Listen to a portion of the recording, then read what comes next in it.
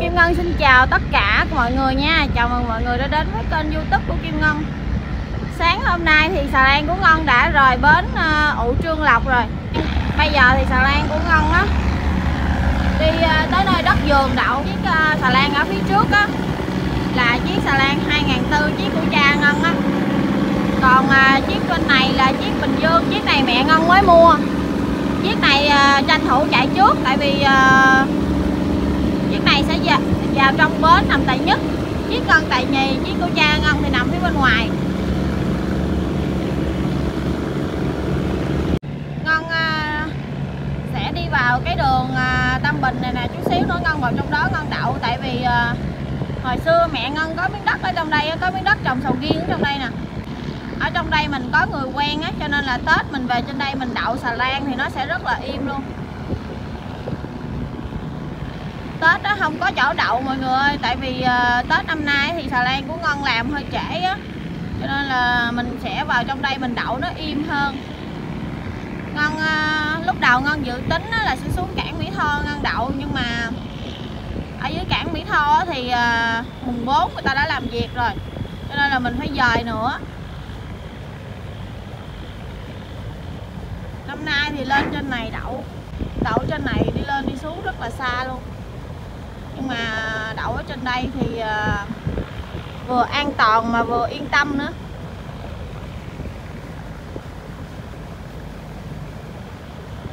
Hiện tại bây giờ thì mới có 5 giờ mấy, gần 6 giờ sáng thôi nha, cho nên là nó hơi tối. Đây là ông thuyền trưởng,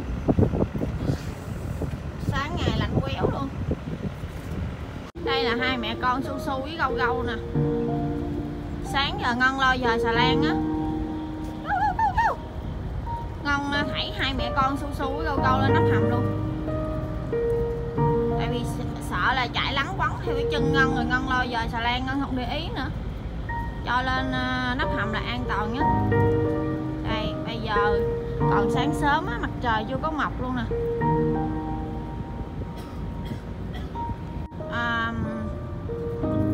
Đường sông Tiền hôm nay á, thì con sông Tiền hôm nay thì rất là ít phương tiện lưu thông nha. Còn tất cả những cái phương tiện xà lan á, thì người ta cũng tìm nơi neo đậu để mà ăn Tết hết đó. Rất là ít phương tiện đi lại luôn. Ngày hôm qua thì xà lan còn đi đông lắm luôn á. Sáng hôm nay con nước này là con nước rồng. Xà lan sẽ đổ ở trên cái bè đổ về, nhưng mà mọi người nhìn ở phía trên đây có 2 chiếc xà lan. Xà lan rất là ít luôn á. Những cái ngày cận Tết như thế này thì mình đi bất chấp nước rồng nước lớn mọi người ơi. Những cái ngày cận Tết là tranh thủ chạy về nhà thôi, không có quan trọng là nước rồng nước lớn. Rồi vô đây thì chuẩn bị lên ga qua mặt chiếc của cha Ngân. Tại vì chiếc 2004 thì đậu tại Ba, nhưng mà bây giờ đang chạy trước. Chiếc nhỏ này đậu tại Nhất nè.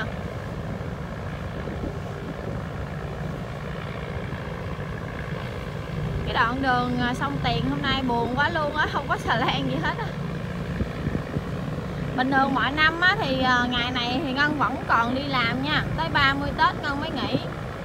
Nhưng mà hôm nay là do là cái Tết năm nay thì đang cái mùa chị Covid ghé thăm á, cho nên là cái nguồn hàng của mình nó không có nhiều mọi người ơi, rất là ít hàng quá luôn. Năm nay không có hàng á, cho nên là nghỉ Tết sớm, chứ bình thường mọi năm là ngày 30 này Ngân vẫn chạy bình thường.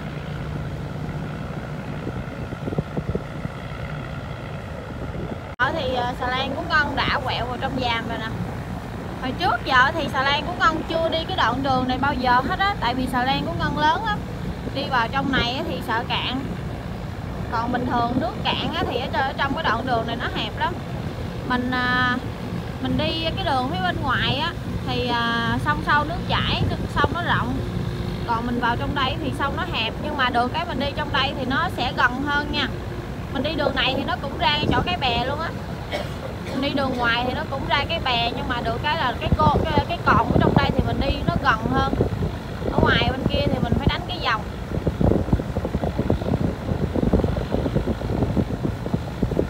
Ở trong phía bên phải á, thì mình gọi là Tam Bình Ngũ Hiệp nha.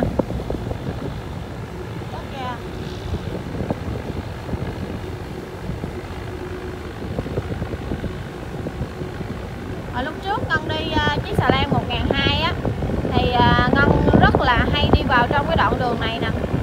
Nhưng mà bây giờ lên xà lan lớn rồi Ngân không có đi vào trong này nữa. Đi vào trong này mà mình đi trật luồng, ở trong đây có mấy cái cua, nếu mà mình ôm cua là rất là dễ cạn luôn á. Nên là Ngân ít khi nào Ngân đi được trong này đó.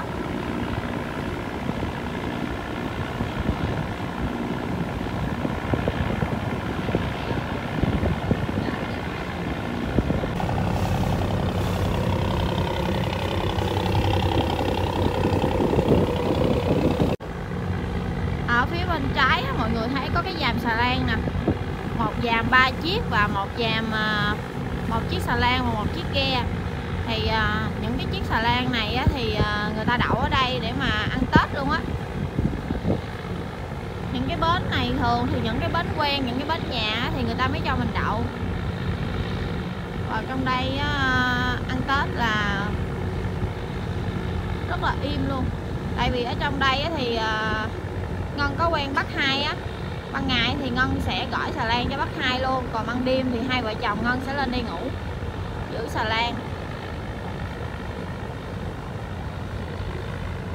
Bây giờ thì Ngân đã đi tới đất vườn rồi mọi người ơi. Ở trên đó thì thấy có xà lan đậu kìa. Ngay chỗ có 2 chiếc xà lan đậu phía trong bờ á.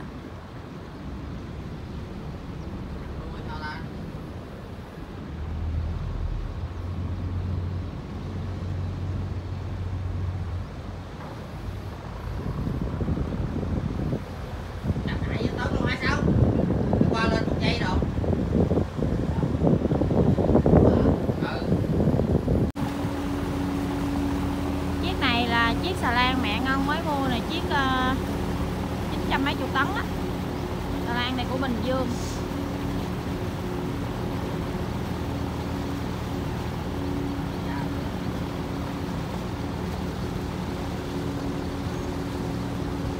Chiếc của cha Ngân đậu tài 3 cho nên là bây giờ bớt ra rồi.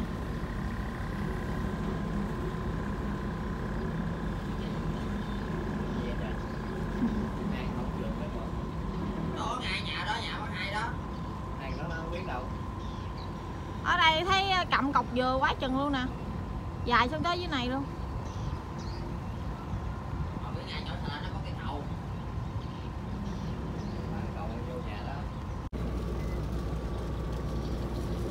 Bây giờ mình sẽ chuẩn bị cập bến mọi người ơi. Chiếc Bình Dương này sẽ cập bến trước.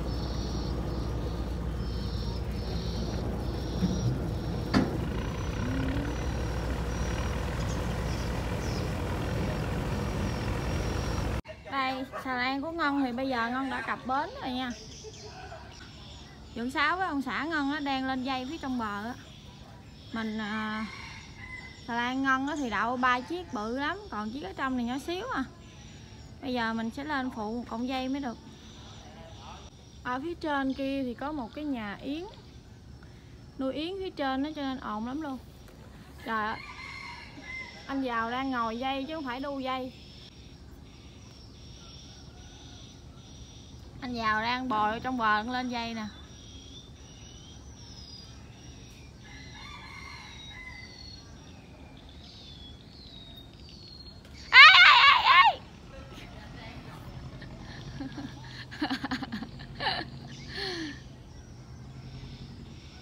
Từ từ anh Đen ơi.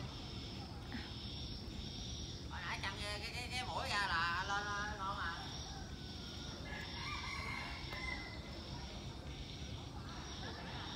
Anh Đen giữ thăng bằng cũng hay á mọi người ơi, ngồi vậy mà không bị té. Phải nãy anh Đen đi lên trên thảy dây mồi lên nhanh hơn á anh Đen.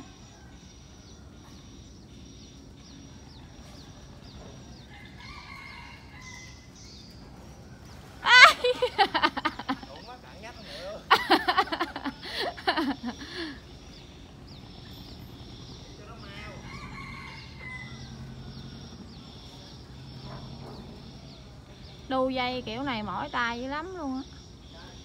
Trời ơi, ở trong đó càng nhách rồi mọi người ơi, không có sâu. Đó, anh đang lội ở dưới luôn, mới tới lưng quần rồi.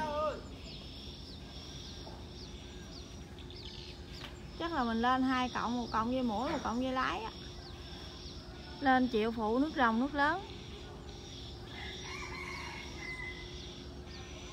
Chiếc xà lan ở trong đây, xà lan ta nhỏ xíu à. Ở ngoài mình đậu tới 3 chiếc. Chiếc này 900 nè. Rồi xà lan của Ngân thì 1.600, chiếc ngoài 2.400. Ở phía trước đây thì cũng có một chiếc xà lan này thì xà lan cát. Ở phía trước đó có 3 hot girl ở trước á.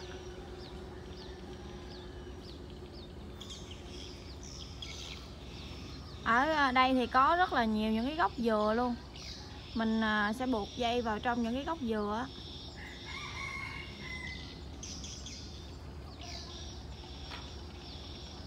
Cuối cùng thì anh Đen cũng lên tới bờ được rồi.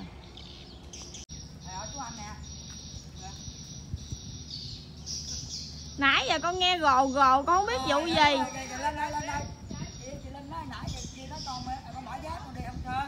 Xà lan của Ngân đang đậu phía ngoài á, Ngân đang đu cái cây thang đi lên nè. Ở trên mọi người đang hái me ở trên á.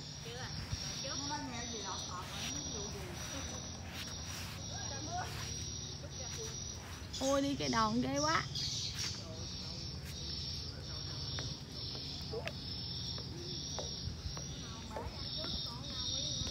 Rung đi vậy mẹ. Con dám leo không? Dạ dạ. Rồi. Rung hả? Ủa có người chảnh kìa, ai vậy mẹ? Trời ơi chị lên nở mút trên ngọn cây luôn, thấy luôn rồi. Me ngọt ngay rồi hả? Trời ơi chị Linh. Chị Linh ngồi trên cây, chị Linh rung cây tránh á. Wow. Ở dưới đây thì có người cầm khăn hứng.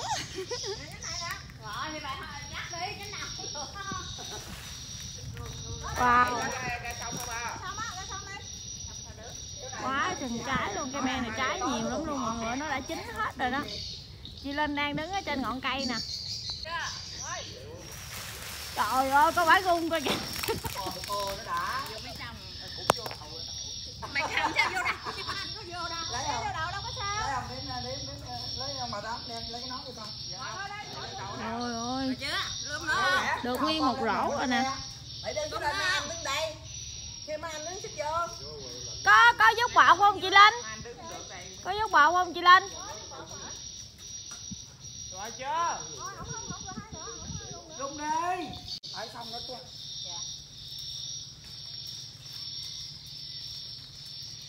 Ở ngoài xa không ngoài chị Linh ơi. Ở nhà ơi, Ngân đã leo lên trên cây me rồi. Mọi người coi chị Linh nè. Chị đứng ở trên cái ngọn me.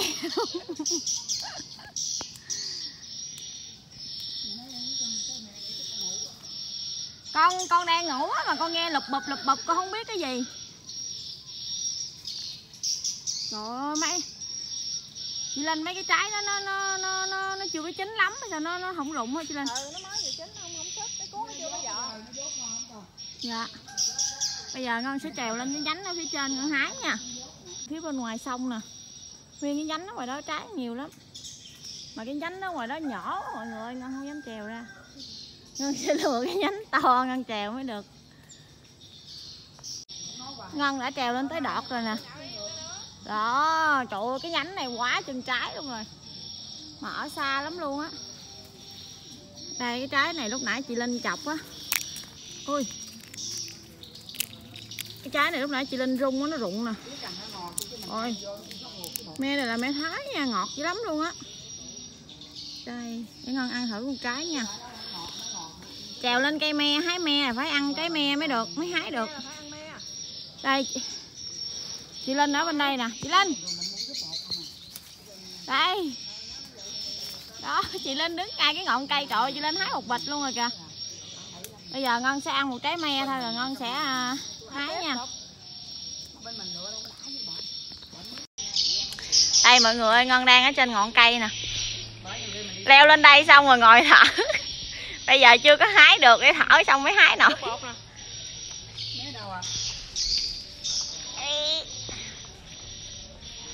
Đây chị Linh mới vừa hái cho Ngân cái trái dút bột nè. Trái dút bột này mới ngon. Trời ơi, Ngân đang ở trên ngọn cây ở dưới cái cây me này thì cũng cao thôi chứ không có cao lắm. Đây là trái me dút bột nha. Vậy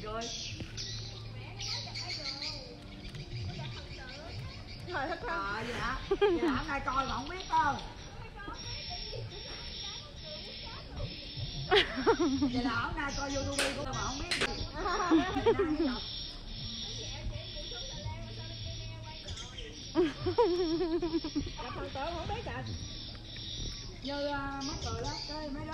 Ngân đang ăn me trên trên đọt cây me. Quá chừng trái luôn cả nhà ơi. Đây trái me nè. Có ai ăn me không? Vậy là mai. Vậy là hôm nay chị không biết hả chú? Không biết giao tôi phải không? Nay thấy mặt thấy không? Ngon quá chị Linh ơi. Chị Linh ơi, mấy trái dút bột hơi chua chua mà ngon lắm. Mấy cái nhỏ sắc đi cô. Tại chị hai con nó nặng. Nó đun nặng hơn mẹ con. Mẹ con nhẹ cũng có được. Mẹ có hai gục nó không gục. Ngon quá à. Nãy giờ chưa hái được trái nào hết trơn á. Đi hái me mà không được cái nào hết trơn. Không có, bây giờ lên tới cái ngọn me cái chân nó rung quá không có hái được.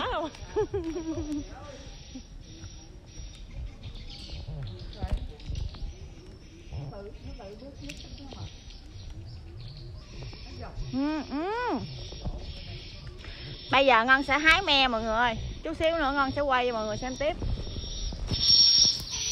Linh quay qua cho em thấy cái mặt cái chị Linh. Đó. Trời ơi, mà đứng ở bên kia cao hơn Ngân nữa, Ngân đứng ở bên đây thấp nha. Nè, dốt bột nè.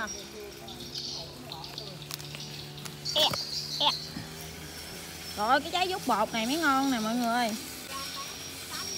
Bột này ăn nó chua nhưng mà nó ngon, Ngân thích ăn chua chua. Đây Ngân đi trèo lên cây thì Ngân có đem theo cái bịch nè. Ngân sẽ hái me bỏ vào trong cái bịch này. Bây giờ thì những cái trái me nó nằm. Bây giờ những cái trái me nó nằm ở trên đầu Ngân nè, cái chùm ở trên đầu nè. Và cái chùm ở phía ngoài sông á. Ngân phải buông cái điện thoại ra Ngân mới hái được. Đây. Ngân đang đứng ở trên cái ngọn cây nè. Cũng khá là nguy hiểm á. Bây giờ tắt điện thoại hái me thôi mọi người. Bây giờ Ngân thảy xuống cho anh ba Đài chụp nha. Đây là bịch me của chị Linh hái nè. Chụp nha. Chụp nha. Đợi mày làm YouTube. Đợi mày like nữa chết mẹ. Thảy xuống 2 cái bịch rồi đó, giờ xuống chị Linh ơi. Em thảy cái điện thoại anh chụp nha, để anh quay em liền. Rồi tao không hứa đó. Tao không lạnh. Lạnh không nổi cái đó à. Rồi xuống. Đây mọi người ơi, giờ chị Linh truyền sang cái nhánh khác rồi. Đang dọn đường qua đây. Đang dọn đường chuẩn bị qua cái nhánh ngoài kia quá chừng trái luôn. Bây giờ hết bịch đựng rồi chị Linh. Chị Linh. Hết bịch đựng rồi. Đó, chị Linh qua bên kia, chị Linh thăm cái nhánh bên kia coi có trái chín không. Trời ơi, chị Linh chèo như khỉ vậy đó mọi người. Chín rồi chị Linh ơi. Không? Lấy đâu đựng? Cái bịch không? Bịch đi, kêu truyền lên bịch đi. Anh Tài ơi, anh Tài. Dòm cái bịch vàng này đưa lại cho em ơi, cái nhánh này chín hết rồi.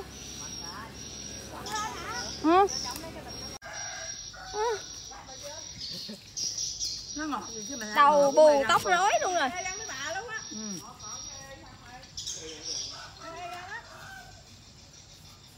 Mày quay mày cười chứ vậy? Cười với nhầm gì? Đây là thành quả nè mọi người ơi. Trời ơi quá chừng luôn. Bên đây một bịch nữa. Bây giờ Vậy lấy mình bắt thang mình leo lên trên cái nóc nhà. Ở trên cái nóc nhà nãy chị Linh rung nó rụng ở trên đó nhiều lắm. Chị Linh rung rụng hay ít mà con rụng mà nhiều. Con nặng chí hơn. Được không? Cái to nó đứng được không chị Linh? Nó sao biết xuống á. Lậm đi hỏi cái nào không được rồi lấy chổi lên chiều vô.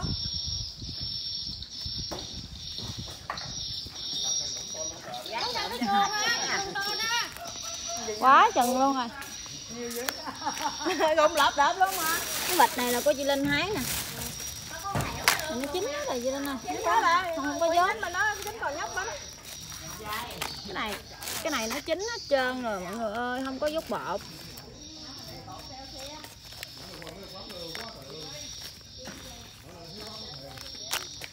Lấy gì? Nè, mẹ này dốt bột phải không mẹ? Nè. Con quạo nó đen đen á. Quạo bóp coi nó trắng không? Đen chứ Linh. Màn sống luôn mà. Sống rồi. Dốt bột rồi hơi à. Bột rồi. Ê trời ơi. Dục. Sao dục của em vậy? Trời ơi, mấy trái đó chua chua mới ngon nè. Không bấm lợt mà mày dục sóc dụng la mày. Em hái sống về em ăn á. Em hái sống. Đó dốt bột của con. Đây mọi người ơi, đây thành quả là nãy giờ của Ngân với lại chị Linh hái nè. Nguyên vỏ sách một rổ luôn. Còn đây là cái bịch này lúc nãy Ngân hái. Không có nhiều, có mấy trái à. Của chị Linh hái mới nhiều, của Ngân hái không có nhiều. Ngân lên Ngân ăn không? Ngân lên Ngân ăn không à. Anh, có trái me non nè. Trái me non nè, mới ngon nè. Ngân chỉ thích ăn me dút bột à. Đây. Bây giờ Ngân sẽ ăn cái me dút bột.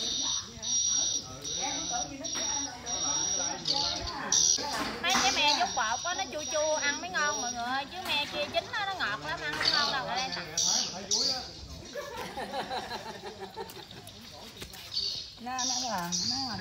Trời ơi, coi tay chân em nè. Nãy giờ em trèo lên cây me nè. Đây là 2 cái me dút bột nha.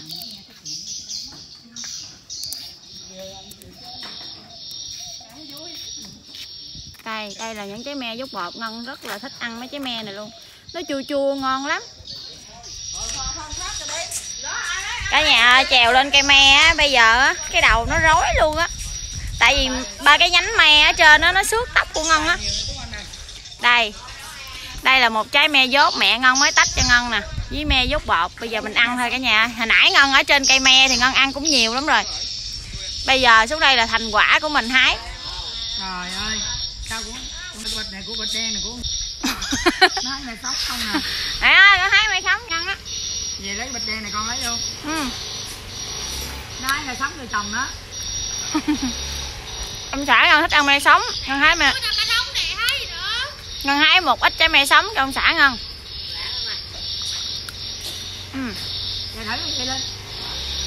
Me dút bột này rất là ngon mọi người ơi, nó không có chua. Ngon quá à. Nhưng mà phải lột cái vỏ ra mới được, cái vỏ này nó cứng á. Đây. Me này gọi là me Thái nha. Ngon quá luôn á. Bây giờ mẹ Ngân với Ngân á đang chuẩn bị đi về Mỹ Tho, đi về nhà. Xà lan của Ngân đang đậu ở trên nhà của bác Hai á. Ngân với mẹ Ngân chuẩn bị đi về nhà mà nãy giờ Ngân trèo lên cây me hái me nãy giờ.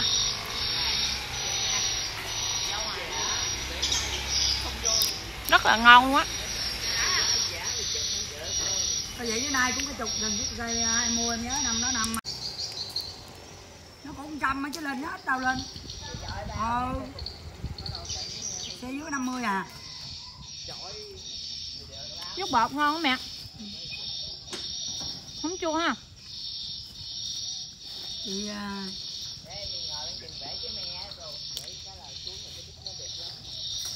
Tú Anh á, chị có Tú Anh thấy dút bột. Hả? Không mà ngon lên nè. Hả? Vậy lên đỡ ăn không? Hả?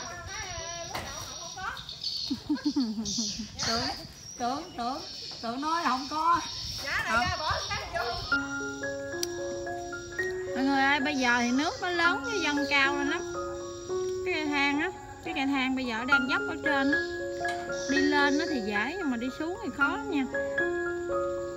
Bây giờ Ngân sẽ đi lên trên xà lan, Ngân lấy đồ để hai mẹ con Ngân sẽ đi về nhà. Đây là cái giàm mà nơi xà lan của Ngân đậu nè.